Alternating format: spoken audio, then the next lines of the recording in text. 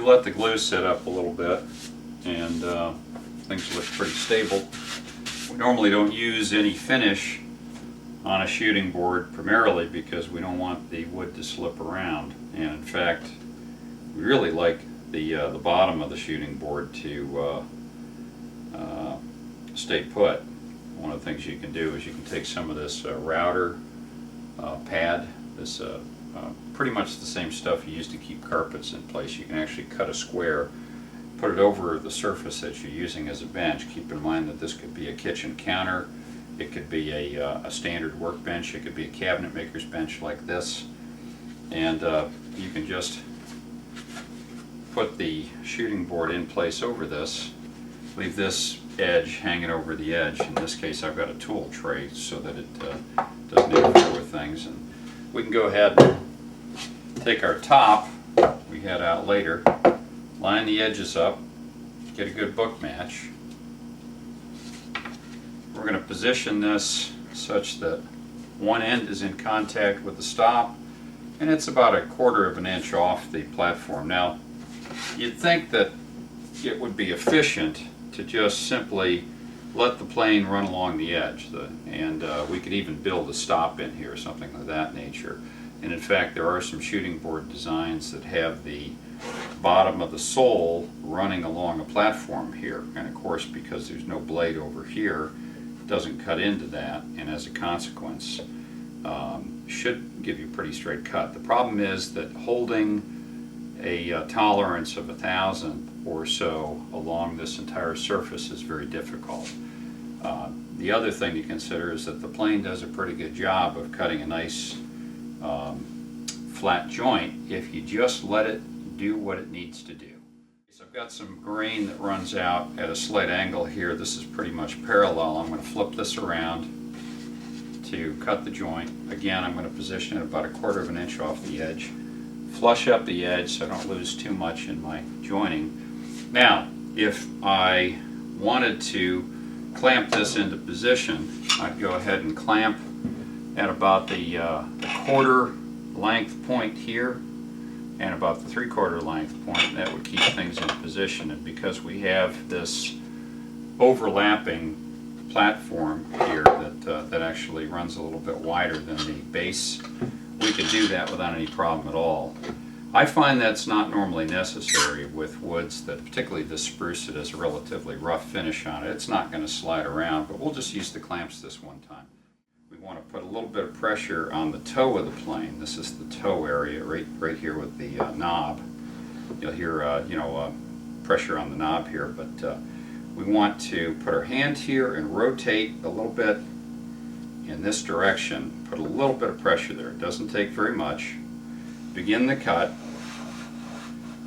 Neutralize the pressure so we have just a little bit of pressure into the wood, and then we want to shift pressure to the back so that as we come off the wood we don't shift over to one side and the plane doesn't dip over the edge and around the edge. This is going to give us a flat or slightly concave cut. So I'll do this a little bit faster and show you that it takes very little time to cut this joint. And I think maybe one more pass and we're done. As you can see, we're throwing fairly thin shavings, probably about 1/1000 of an inch shavings. I'm going to unclamp.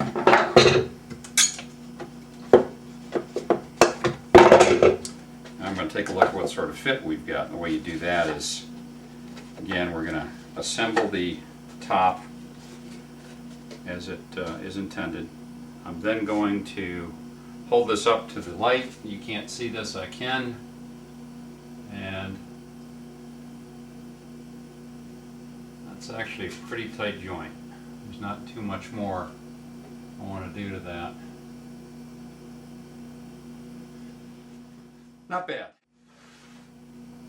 So if we had a joint that had a problem, let's say that we're showing a little bit too much light in the center, in other words things are a little bit too concave, we'd cut such that we had a little bit less pressure on the toe in the beginning of the cut, a little bit less pressure exiting, That will give us a overall flatter cut. And in fact, if you just concentrate on keeping the plane flat, chances are that you're going to get a cut that will correct itself, very flat cut. If instead we end up with a joint that's open at the ends here, in other words, this surface is convex, the only place it really touches is in the center. You notice I don't have any problem just holding this in position. There's actually enough friction between the two plates and between the platform to do that.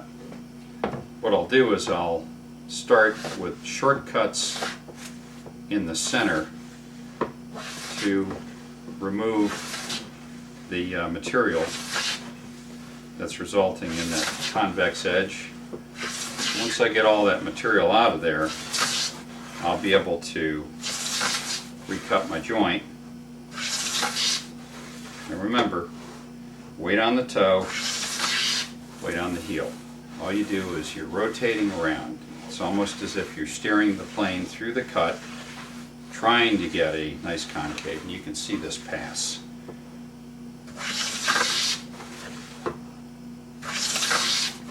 Now this is a little bit tougher when you're shooting wider or thicker pieces of wood, but I find that just a hand grip like this is easy.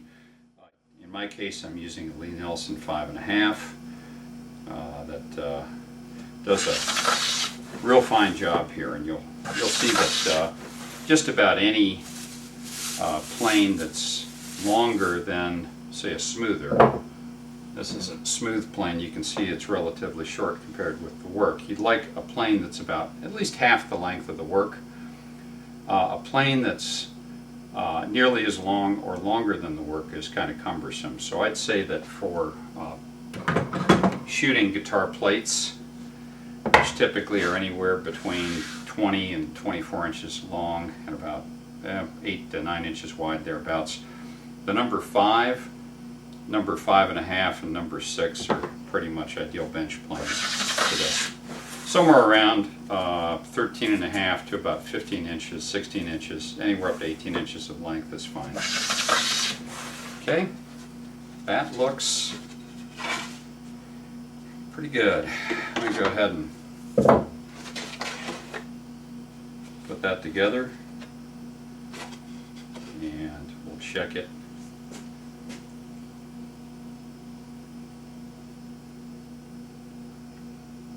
Nice and tight. That's ready to glue up.